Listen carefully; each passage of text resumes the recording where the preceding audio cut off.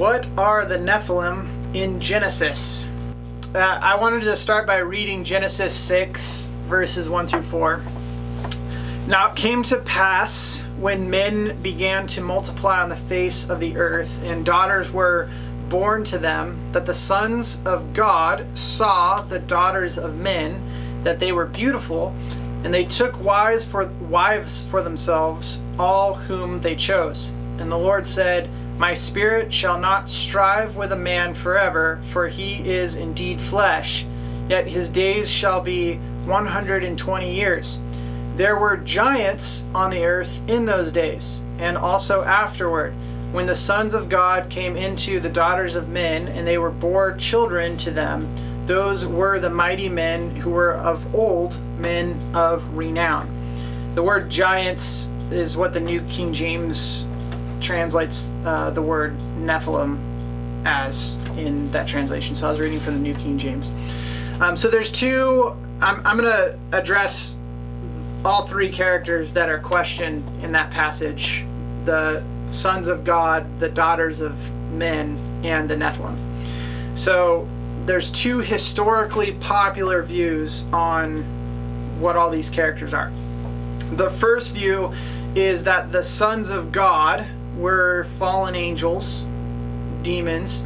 The daughters of men were ordinary human women from across the earth.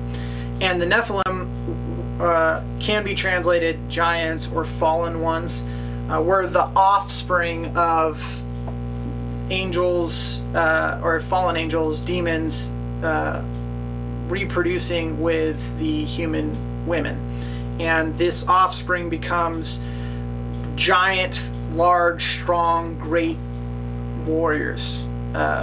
Think of like Captain America with the super serum, or like it's like a human on steroids, like that kind of a thing. So that's one popular, historically popular view. Another historically popular view is that the sons of God were descendants from Adam and Eve's son Seth. Also, either that or just godly men in general, people who are faithful to the Lord. And that the daughters of men were descendants from Adam and Eve's son Cain, the one who murdered Abel, and or just generally women from like ungodly cities and cultures and communities, ungodly communities and ungodly households, and them being ungodly themselves. And so you had just godly men intermingling with ungodly women, would be the message there. And then the Nephilim, or the giants, or the fallen ones, however you want to translate that. The Nephilim is just a transliteration of the Hebrew. So a transliteration is where you sound out the word in a language and you change it to a different language. Like hallelujah is a transliteration. It's the same in every language. Versus agape is Greek for love. So those are a difference of a translation and transliteration. So anyways, so the Nephilim in this second view is just other people who were living at the time, who were large and strong and great warriors. Think of like what Goliath would descend from.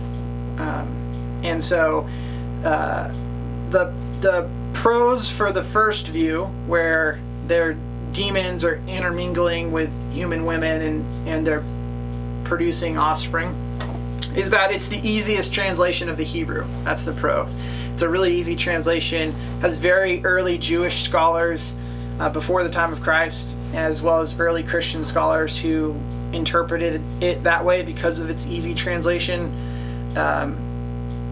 The cons for that view is that it doesn't really fit very well with the rest of the Bible's picture of how angels and humans interact with one another, how demons and humans interact, what is possible for demons to do. It doesn't really fit with the rest of the Bible's understanding of giants or strong warriors either, or how we might translate that word Nephilim. The pros for the second view, where it's just faithful men from a faithful line intermingling with women from an unfaithful line is that it makes a ton of sense with the biblical context, especially with Noah and the flood coming up. It makes sense as this passage is like the humanity's devolving into evil and unfaithfulness. So it makes sense in that context of the passage that that the intermingling of faithful and non-faithful turns all of this into evil, humanity into evil, and it devolves into such a state that God has to send a flood. And our greater understanding of how angels work and how evil works and everything, it fits really nicely into our biblical understanding and into the context. The con is that it's a more difficult Hebrew translation. It's unusual to use sons of God as a term for faithful people. It would be more usual to use that Hebrew phrase to refer to angelic beings from the heavens, type of a thing. And so it's just a harder translation. There's like no indication that the daughters of men come from a certain line. Men is such a general, human is another translation, daughters of humans. So it's just a general translation. So it's harder to translate the Hebrew in that way, but it works better in the context of the passage, the themes throughout the passage of humans devolving into evil, and so it's just kind of a tough passage to translate. And so I think the biggest takeaway, or the biggest answer to what we should care about, is that the main point of the passage isn't to figure out who these characters are, and that's why the passage just skips right over it. It doesn't spend a lot of time figuring out who they were. Doesn't spend details explaining it. The main point of the passage is to set up the evil and wicked heart of man that sought after his and her own desires instead of God. And through the greater context of the passage, you would see that point being clear, other than what I read. And that leads to the flood having to happen.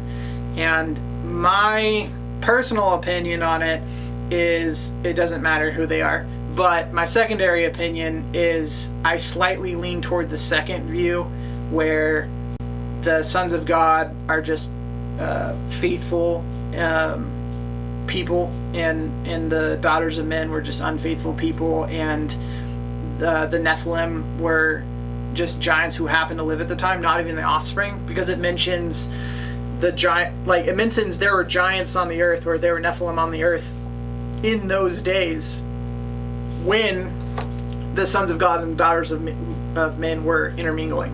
So it seems like they were already there, and before and after the sons of men and the daughters or the sons of God and the daughters of men were intermingling. So I think they're not the offspring, and they were just giants or great warriors who existed alongside in that timeline. And the point of it is to show how humankind became so corrupt before the flood. That's the point of the story.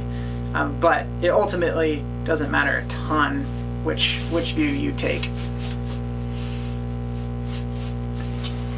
Just as an aside here, there are all these gods and demigods of Greek and Roman and some different cultures too. And reading that passage just straight up for how it speaks, I had always wondered if maybe that's where some of those myths evolved from.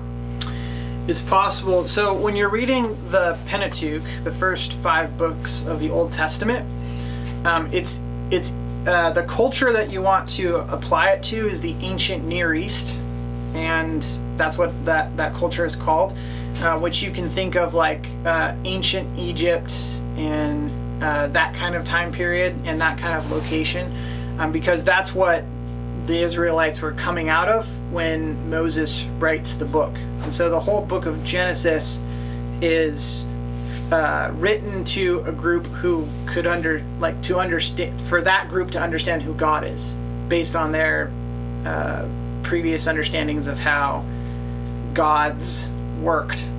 And so that frames the entire reading of the Pentateuch.